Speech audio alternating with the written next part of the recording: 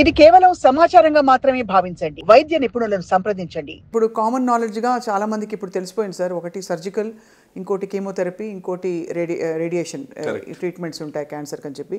So అన్నిటికీ సర్జరీలు ఉపయోగపడతాయి సార్? లేదండి, అంటే మల్టీ డిసిప్లినరీ మేనేజ్మెంట్ అంటాం. యూజువల్గా సాలిడ్ ట్యూమర్స్ అంటే రొమ్ము క్యాన్సర్ కానివ్వండి, థైరాయిడ్ కానివ్వండి, లేకుంటే పెదపే కానీ, లంగ్స్లో కానీ, వీటిని సాలిడ్ ట్యూమర్స్ అంటాం. సో వీటిల్లో అర్లీ స్టేజ్లో మనం కనుక్కుంటే సర్జరీ చేస్తాం.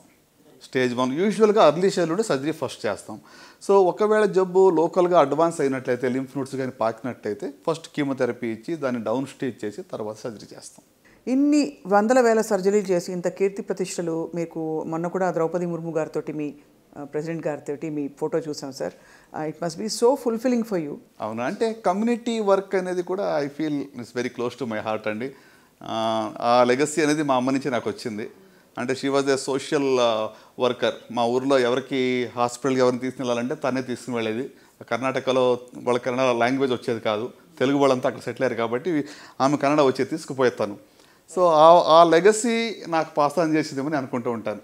కమ్యూనిటీకి అవేర్నెస్ బిల్డ్ చేయాలని, ఇంకోటి ఏదో చేయాలని. వాట్ ఈస్ ద టిపికల్, అంటే ఒక కామన్ ఇన్సైట్ వచ్చి ఉంటుంది కదా సార్ మీకు, క్యాన్సర్ బారిన పడడానికి ఇదిగో ఇవి కారణాలు అని. అదేమిటి, మన దాకా రాదనుకుంటారా జనం కమ్యూనిటీలో, లేకపోతే నాకేం కాదులే అనుకుంటారా, or what is it sir? ఆ రెసిస్టెన్స్ ఏమిటి? తప్పకుండా, అంటే క్యాన్సర్ గురించి ఎట్లా అంటే ఇప్పుడు ఈవెన్ స్క్రీనింగ్ టెస్టులు చేస్తూ ఉంటే కూడా చాలామంది టెస్టులు చేసి లేని జబ్బు ఇస్తారేమని భయపడుతూ ఉంటారు.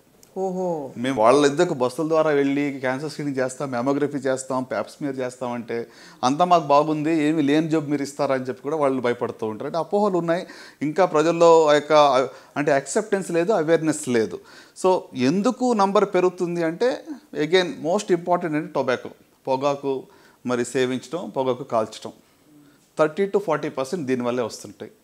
కొన్ని ఇన్ఫెక్షన్స్, మీకు హెచ్పివి వైరస్ అని ఉంటుంది, హ్యూమన్ ప్యాపిలోమా, మన అందరికీ తెలుసు. It's one preventable cancer. మన జీవితకాలంలో ఈ క్యాన్సర్ లేకుండా చూడొచ్చు. కానీ ఎంతమంది హెచ్పి వ్యాక్సిన్ తీసుకున్నారు అంటే చాలా తక్కువ మంది. పాశ్చాత్య దేశాల్లో ఇట్స్ మ్యాండేటరీ వ్యాక్సినేషన్. అబ్బాయిలకు కూడా వ్యాక్సినేషన్ ఇస్తారు హెచ్పివిది, ఎందుకంటే head and neck, oral cancers, లేక కొన్ని వాట్స్ వస్తాయని చెప్పి మగవాళ్ళకు కూడా వ్యాక్సిన్ ఇస్తారు. సో మన దగ్గర ఈ యొక్క అవేర్నెస్ లేదు.